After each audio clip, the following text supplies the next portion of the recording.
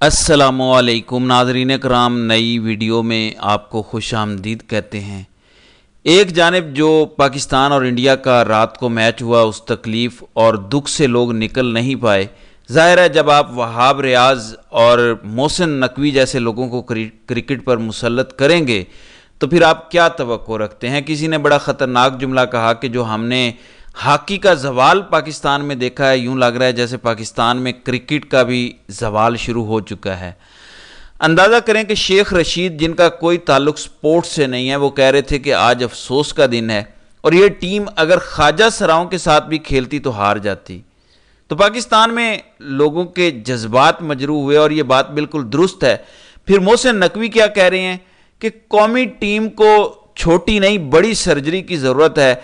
भारत के खिलाफ शिकस्त हर लिहाज से मायूस कुन है और पाकिस्तान ने अपनी कम दर्जा परफॉर्मेंस दी है। नाज़रीन करम, अगर इस मुल्क में मेरिट होता तो मोहसिन नकवी इस वक्त क्रिकेट बोर्ड का सरबराह ना होता। मेरिट होता तो वहाब रियाज, जो दुम छल्ला बना हुआ है मोहसिन नकवी का, जिसके बारे में इतलाआत हैं कि वो खिलाड़ियों से बदतमीज़ी करता है, एक तरह से डिफेक्टो किस्म का क्रिकेट बोर्ड का चेयरमैन बना हुआ है। तो मेरी सिर्फ इतनी गुजारिश है कि अगर इस मुल्क में मोहसिन नकवी बादशाह सलामत का चहेता है, अगर बादशाह सलामत को मोहसिन नकवी इतना ही पसंद है तो वो अपने इदारे के किसी महकमे का उसको सरबराह लगा लें। क्यों इस कौम के साथ आप जुल्म कर रहे हैं। इस मुल्क में सिर्फ एक स्पोर्ट्स रह गई है जिसको लोग कुछ इंजॉय करते हैं और रात को कोई हारा हुआ मैच नहीं था। अफसोस लोगों को इस बात का है कि रात जीता हुआ मैच हम नहीं जीत पाए और हम हार गए। 48 गेंदों पर 48 रन चाहिए और 8 खिलाड़ी बैठे हुए हैं। जिस तरह नसीम शाह लड़ सकता है, आप लोग क्यों नहीं लड़ सकते।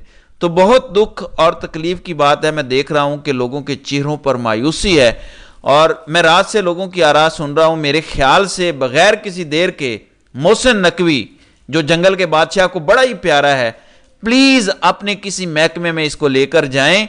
इसको फौरी तौर पर यहां से सैक किया जाना चाहिए।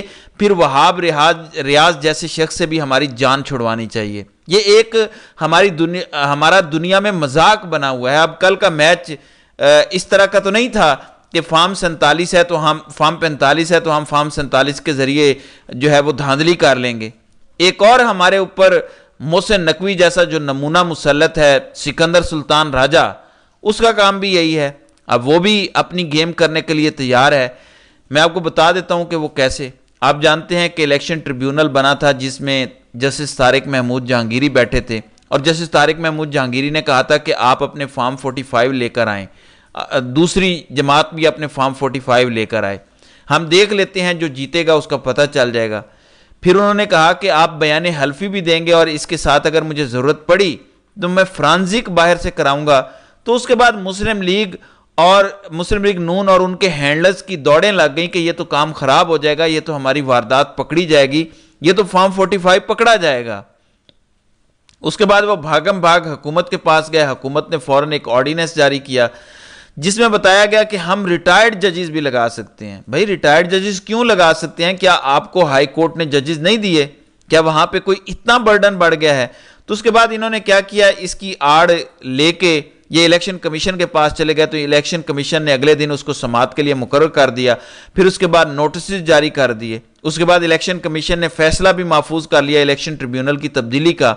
और आज दिन 3 बजे election commission of Pakistan Muslim league नून की दरखास्त पर इलेक्शन ट्रिब्यूनल की तब्दीली का फैसला सुनाएगा। और इस हवाले से मुमकिन क्या रिजल्ट हो सकता है या क्या फैसला हो सकता है, वो यही है कि इन 3 हलकों का जो इलेक्शन ट्रिब्यूनल का फैसला है, ये जस्टिस तारिक महमूद जहांगीरी से ये केस लेकर किसी दूसरे रिटायर्ड जज को जो है वो ट्रिब्यूनल मुंतकिल किया जा सकता है। यानी अब इन्होंने फैसला ये कर लिया है कि वो किसी हाजिर सर्विस जज को ये केस नहीं देंगे।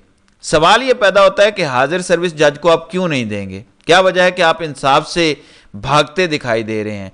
तो ये तो आप पर सवालात उठ रहे हैं। देखें, अगर आप तारिक महमूद जहांगीरी की अदालत से लेकर किसी मनपसंद रिटायर्ड जज के पास केस लगा देंगे तो वो रिटायर्ड जज ये केस लटका देगा और अगले 5 साल आपके यूं ही गुजर जाएंगे।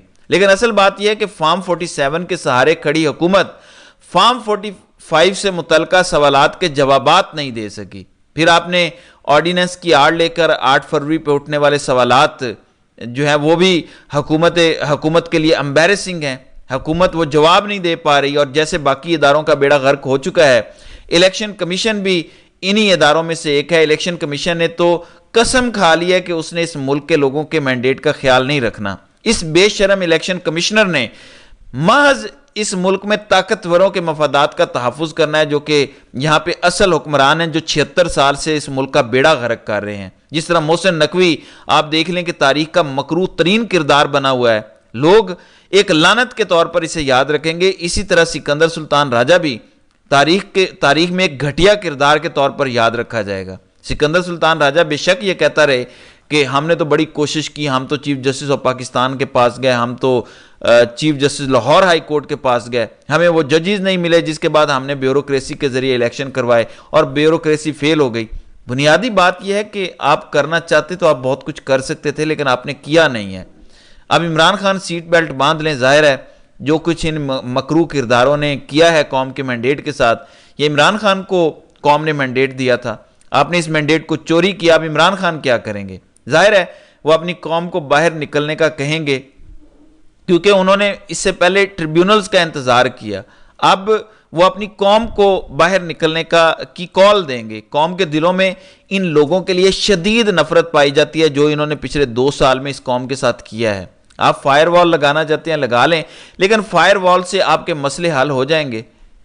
یہی بات آج شیخ رشید کہہ رہے تھے کہ موجودہ حکومت کی حیثیت گنگو تیلی سے زیادہ نہیں ہے، اور انہوں نے بڑی کھل کے بات کی. انہوں نے کہا کہ دیکھیں جس طرح سے آپ عالیہ حمزہ اور صنم جاوید کو گھما رہے ہیں، یہ آپ زیادتی کر رہے ہیں. اور انہوں نے کہا کہ لوگ کیسز کی شکل میں مر گئے ہیں، سب بے گناہوں کو معافی ملنی چاہیے. اور انہوں نے کہا کہ میں آرمی چیف سے مطالبہ کرتا ہوں کہ وہ عام معافی کا اعلان کریں. پھر شیخ رشید نے یہ بھی کہا کہ دیکھیں اس ملک میں جو عدم اعتماد ہے وہ منی لانڈرنگ سے ہوا ہے. منی لانڈرنگ کے پیسے سے عمران خان کی حکومت کے خلاف عدم اعتماد ہوا. یعنی وہ کہہ رہے ہیں کہ منی لانڈرنگ کا پیسہ آپ نے استعمال کر کے لوگوں کے ضمیر خریدے اور عمران خان کی حکومت گرائی. اور انہوں نے کہا کہ انہوں نے ہر چیز کو سیاست کی نظر کر دیا ہے. فارم 47 کی لڑائی ان کو گڑھے میں لے جائے گی. اور ظاہر ہے معیشت کی تباہی ہے، معیشت ان سے سنبھل نہیں رہی، اور یہ ارینجمنٹس کر رہے ہیں لیکن ہر طرف سے جوتے کھا رہے ہیں. چائنا میں ان کے ساتھ جو ہوا ہے، جو ان کا دورہ پوری طرح سے فلاپ ہوا ہے، آپ اندازہ لگائیے. کہتے ہیں کہ 9 مئی کے کیسز میں عدالتیں سزا نہیں دیتی. اب ذرا آپ ایک معاملہ دیکھیں، انسدادی دہشت گردی عدالت سرگودا میں آج جج صاحب نے فیصلہ سنانا تھا. آپ سے جب اور کچھ نہیں ہوا تو آپ نے وہاں پہ عدالت کو ہی بند کر دیا. اور عمر ایوب جو اپوزیشن لیڈر ہیں وہاں پہ پہنچ چکے ہیں، اور پولیس نے وہاں پہ تمام رستوں کو سیل کیا ہوا ہے. عمر ایوب نے وہاں سے ویڈیو پیغام بھی جاری کیا، اور وہ کہہ رہے ہیں کہ پولیس ہماری پیشی کو روکنا چاہتی ہے تاکہ ہماری ضمانت نہ ہو سکے. پہلے تو آپ ریکارڈ پیش نہیں کرتے، ریکارڈ پیش کرنے کے بعد آپ اس قسم کی گھٹیا حرکتیں کر رہے ہیں. یہ وہ مکروہ کردار ہیں جو ہر جگہ آئین اور قانون کے ساتھ کھلواڑ کر رہے ہیں. آپ نے لاہور ہائی کورٹ کے چیف جسٹس شہزاد ملک کے ساتھ کیا کیا؟ آپ کو یاد ہوگا انسدادی دہشت گردی عدالت میں ججز کو لگانے پر بھی بہت تنازع کھڑا ہوا. یہی وجہ ہے کہ جب آپ کے پاس ثبوت نہیں ہوں گے تو آپ کیا کریں گے؟ آپ ان کو ضمانت دیں گے یا رہا کریں گے. لیکن آپ کیا کہتے ہیں کہ نہیں، ضمانتیں نہیں ہونی چاہیے، رہا نہیں ہونا چاہیے، کیونکہ بادشاہ سلامت یہ چاہتے ہیں کہ ہم نے ان کو قید میں رکھنا ہے تو ہم بس اس کو قید میں رکھیں گے. یہ ان کی صورتحال ہے. اب آتے ہیں عمران ریاض کی طرف. کیا عمران ریاض کی گرفتاری کا پھر پروانہ جاری کیا گیا ہے؟ وہ حج پہ جانا چاہتے ہیں، آپ ان کو حج پہ نہیں جانے دے رہے. کبھی ادھر گھما رہے ہیں، کبھی ادھر گھما رہے ہیں. اس کے بعد اب عمران ریاض بتا رہے ہیں کہ انہیں یہ اطلاع ملی ہے کہ جو FIA کے سائبر کرائم ونگ کو ایک بار پھر ٹاسک دے دیا گیا ہے کہ عمران ریاض کو گرفتار کر لیا جائے. لیکن ابھی یہ معلوم نہیں ہے کہ آپ نے ان کو کس کیس میں گرفتار کرنا ہے. لیکن بہرحال آپ کو پتہ ہے کہ یہاں پہ بادشاہ کے ہی فیصلے ہوتے ہیں، شاہی فیصلے ہوتے ہیں، اور گرفتاریاں ہو جاتی ہیں. ایک بادشاہ کو جو بندہ ناگوار گزرے وہ اسے اٹھوا لیتا ہے، اغوا کر لیتا ہے. اب اگر آپ عمران ریاض کو گرفتار کر لیں گے تو کیا آپ کی سٹاک مارکیٹ جو اس وقت مندی کا شکار ہے، 512 پوائنٹس آپ کی سٹاک مارکیٹ گر گئی ہے، کیا اس سے وہ مسئلہ حل ہو جائے گا؟ کیا IMF کا مسئلہ حل ہو جائے گا؟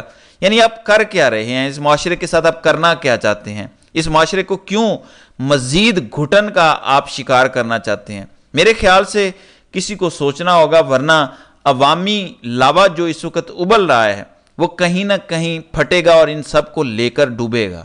تو ناظرین کرام، آپ کی اس ویڈیو کے حوالے سے کیا رائے ہے؟ آپ اپنی رائے کا اظہار کامنٹ سیکشن میں ضرور کیجیے گا۔